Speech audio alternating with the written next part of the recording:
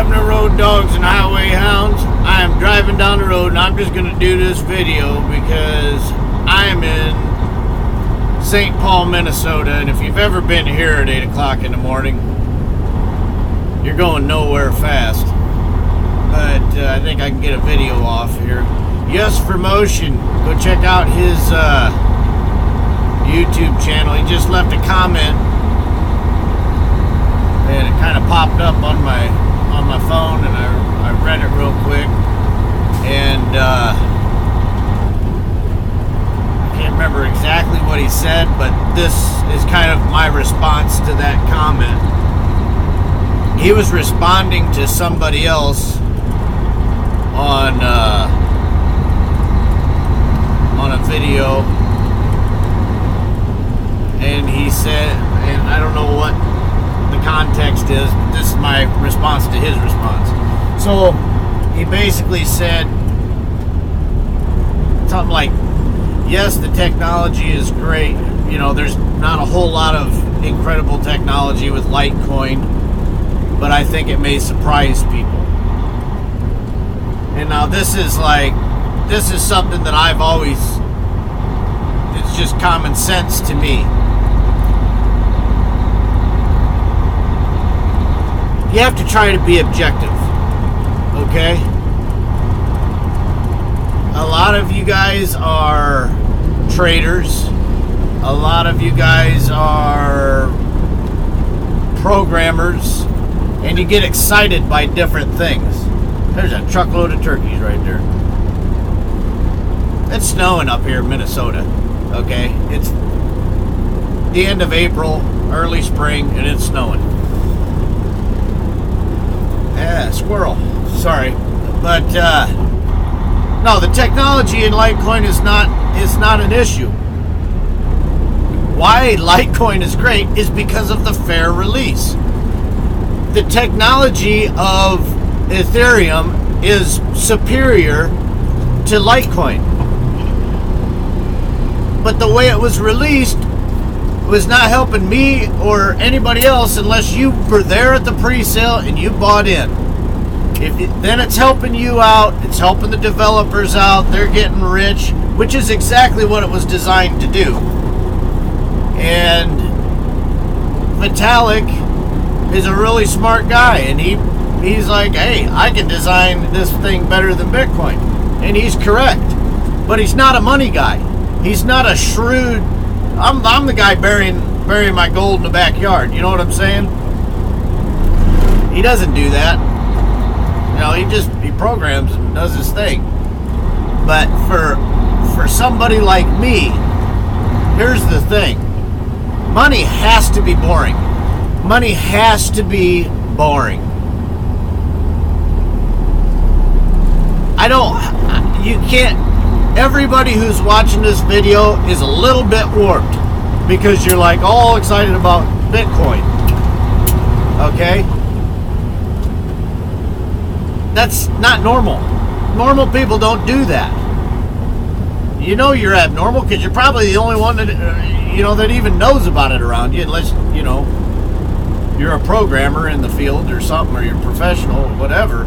But for most of us, we're just these anomalies out here sitting by ourselves looking around. So you got this new invention, this new kind of money, which it's obvious that Bitcoin is going to change the world. Okay? Like the digital gold, along comes Litecoin right on its heels, digital silver. Everybody thought it was the second one created for a long time. So Bitcoin's got first mover advantage. Litecoin's got second mover advantage. If you haven't been in this space for a while, you may not realize that. But Litecoin is the second mover. And I hear some, it wasn't the second one created. I know, but for a long time we all thought it was. And that's a big reason why, it was the 12th one created or something. There were things like Namecoin, which was freaking hot back then. Peercoin, which was hot back then. Feathercoin, which was cool. You know, everybody was excited about that. You know, there was a bunch of coins like there are now, like there's the Ethereum, the Decred's hot, and all these things. All of these coins that were hot back then, nobody talks about now. Nobody talks about it now. But the people who were there still holding their Litecoin because of the second mover advantage. So, and this is why I just buy and hold Bitcoin and Litecoin, and why I keep pushing this nickel coin idea. Because obviously there's going to be developments in this space. You're going to have Ethereums come up. You're going to have Decreds come up. You're going to have Moneros come up. And they're all good ideas. But they're not tied to Bitcoin and Litecoin the way Bitcoin and Litecoin are. That's why I call myself a Bitcoin Litecoin maximalist, because I have the same mentality of a Bitcoin maximalist like Tone Vase. I just add in Litecoin into the mix because it takes the guesswork out of it. Okay, so Roger Ver, not my favorite person in the world at this point, but he's done a lot for this space, okay? You know, got a little off track, buddy. But he was on his game when he saw Bitcoin and was like, holy crap, and he bought in big time at the beginning. And he got his reward. All the people who've been buying and holding Bitcoin have got their reward. And I don't want to take that away from anybody. And you shouldn't. With money, it should be boring. You should be able to buy this gold, this digital gold, hold on to it, and forget about it. Because that's what money needs to be able to do. And over the past few years with Litecoin, you look at Litecoin and the price slowly increased for people like me. And I'm not the only one. I was around back then and I understand that second mover advantage, and I just keep buying. I just keep buying. Because these markets are tiny. These markets are minuscule. And over time, I hope I don't miss my exit because I'm jabbering. Pretty excited. Hope you guys can hear this too. Over time, I understand that, you know, now it's coming onto Coinbase, which it should have been done a long time ago. They said, oh, we don't want to confuse the community,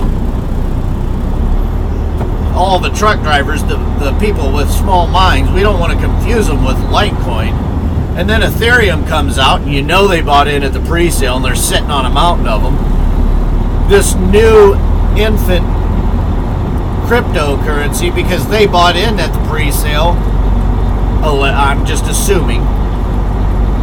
They bought in at the pre-sale, and they're sitting on a mountain, and they want it to succeed, so they throw it right onto Coinbase. Untested, unproven, and very risky. They don't care about you and me. Because at that time, they were holding, and they still are, holding most of the Bitcoins. Or a lot of them. And so they didn't want Litecoin to come in there and dilute the market for their Bitcoin holdings. They want everybody to go into Bitcoin. And I wonder where I'm at. But